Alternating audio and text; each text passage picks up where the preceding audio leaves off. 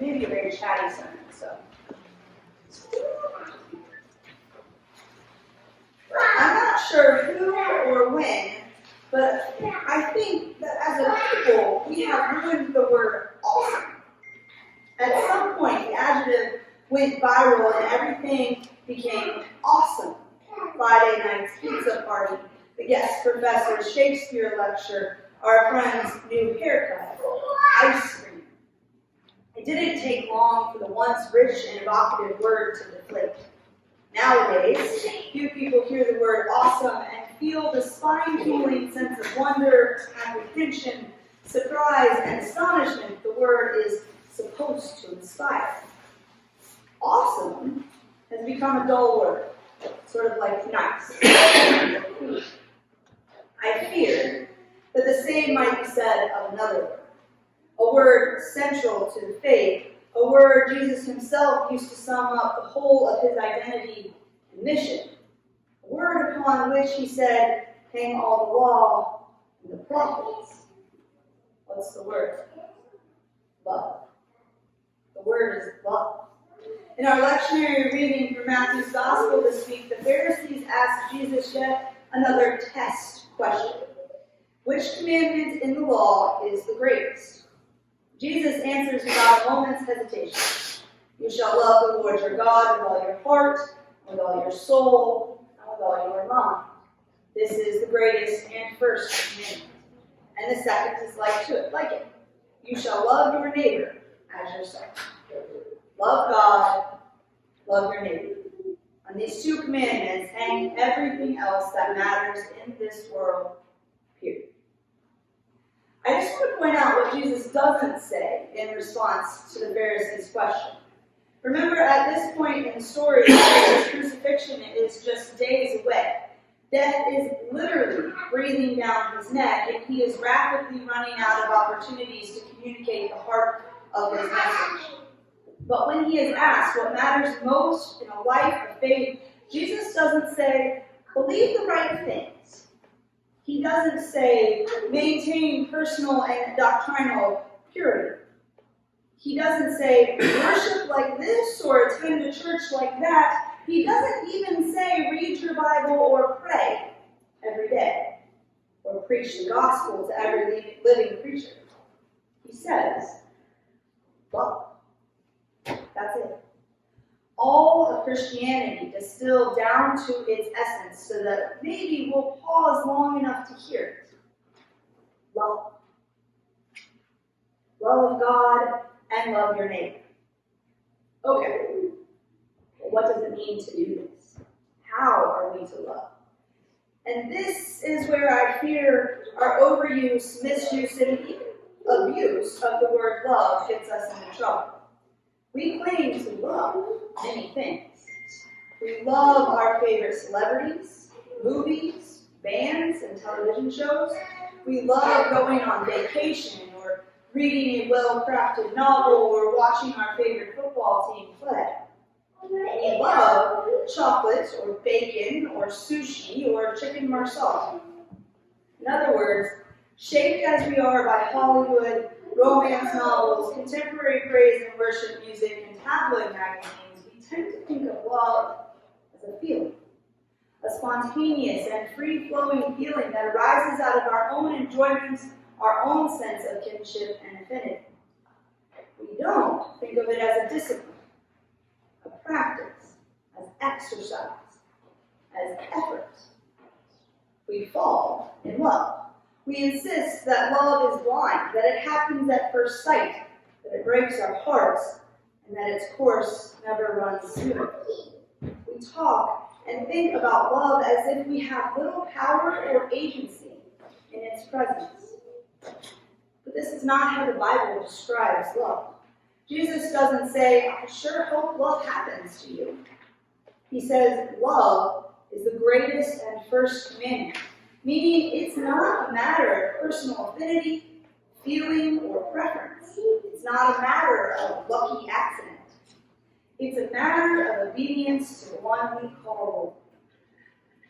It's not too hard to name why we perpetually fail to obey the greatest commandments. Biblical love is vulnerable making. and we'd rather not be vulnerable. Love requires trust, and we're naturally suspicious. Love spills over margins and boundaries, and we feel safer and holier policing our borders.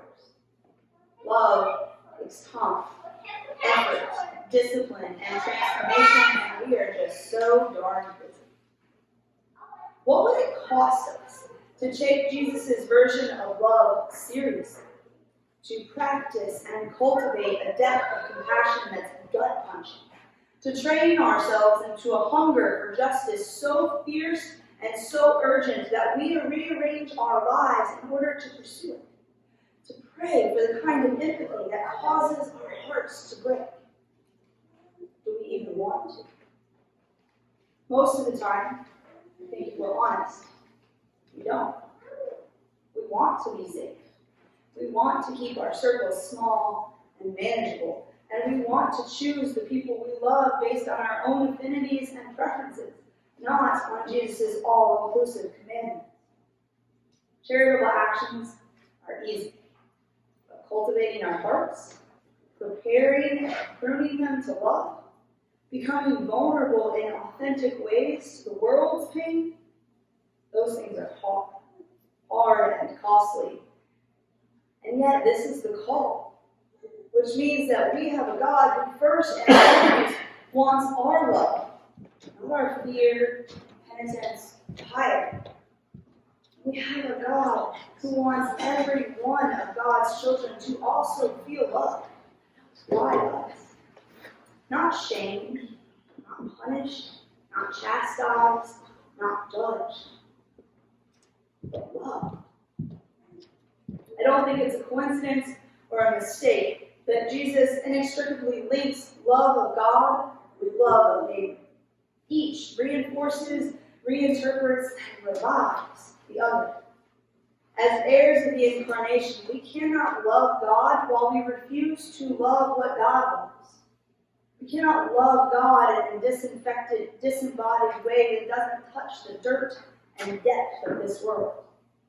Our love is meant to be robust and muscular, hands-on and intimate, reaching into skin and bone and blood and tears. Neither can we love ourselves or our neighbors in any meaningful, sustainable way if that love is not sourced and replenished in an abiding love for God. Only God's love is inexhaustible. If we cut ourselves off from the flow of God's compassion, we will quickly run dry. In other words, the motions of our hearts must be cyclical. Love of God making possible and deepening our love of neighbor, and love of neighbor putting flesh and bones on our love for God.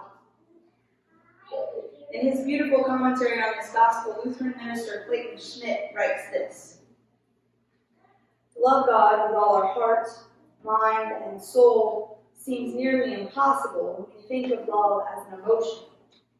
How does one conjure up feelings for something as remote, mysterious, and disembodied as the concept of God?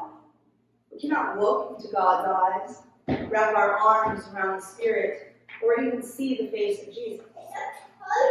Likewise, loving our neighbor is difficult. If love is merely our passive response to the person next to us, we are likely to be more often repulsed than moved to love.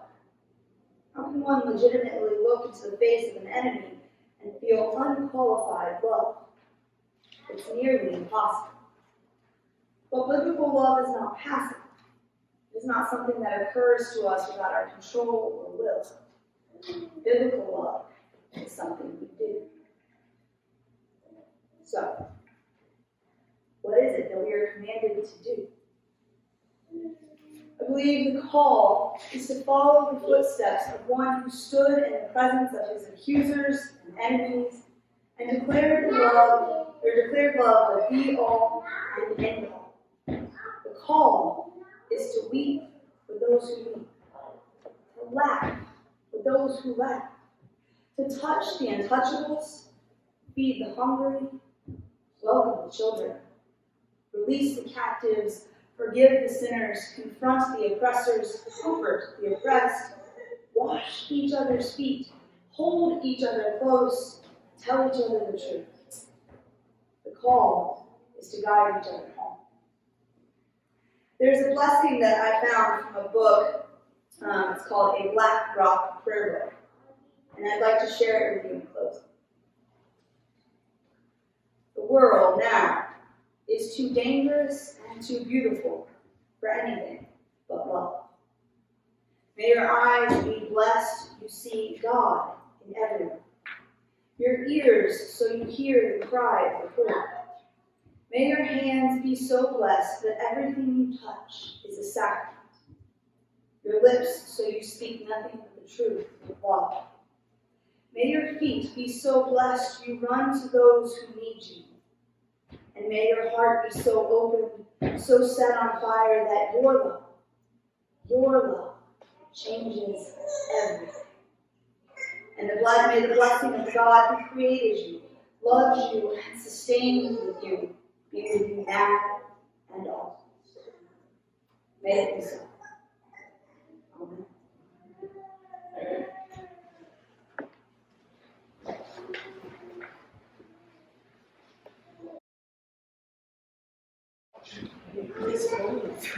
Okay, big announcement.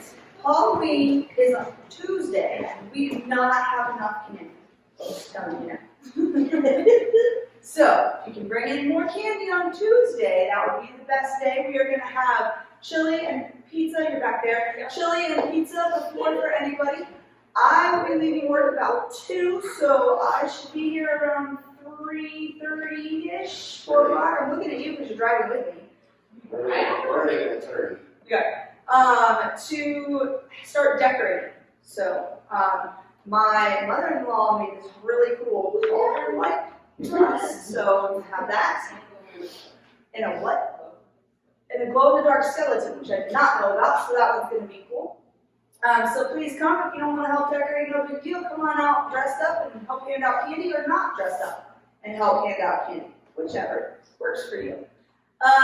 Today we have a Halloween-themed coffee hour with a Jack Skellington plate and our purple and green black plate thing that we normally do. So come on out and enjoy that. There's an adult education survey making its round. If you haven't filled it out, it would be really helpful if you do. There is a link in the bulletin, but it's also in your email through the announcements. Any other announcements? I was going to add that I looked it up. It said trick or treats from 5:30 to 8:30 in Bedford. And so 5 o'clock is what time we'll have some food here.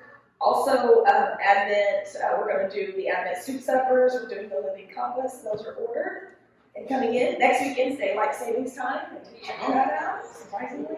Yes. And then we will start our stewardship campaign next weekend as well and have some things to hand out for that. Awesome. And I assume what you were raising your hand for was UTO. Yes, next Sunday. Next Sunday during the time change United Thank Offering. Please bring your extra change, your donations. If you're writing a check, just make it out to St. John's with UTO in the memo line. And all that money that will be collected will be sent to the diocese for UTO. Anything else that I missed? Well, I understand that we will be getting some forward day by day in the near future. We don't have any right now, but we will get them. Gotcha. There are some printed copies if you would like some. If they're not, they're printed copies. Yes. So convention's coming up, and there's a cool thing that you all may not know of, but there's been a church in Indianapolis called The Table that has been talking and being involved with the Episcopal Church, specifically within our diocese, and they have made a formal request to join the Diocese of Indianapolis as a mission. And so that is one of the things that will come up during the hearing for all the news pre-convention. So it's been many years since a church has asked to become a mission as part of our diocese, so it's kind of an exciting thing. And I know that not everybody sees all the things coming out in the newsletter, but that was kind of one of those fun and exciting things from a mission strategy perspective. They have 3 pastors, 3 priests, who have been going through essentially the Episcopal process, even though they're already ordained. So they've been through the Commission on Ministry and the Standing Committee, and they came from convention last year. They're all really good people. So I'm excited for that. Any other announcements?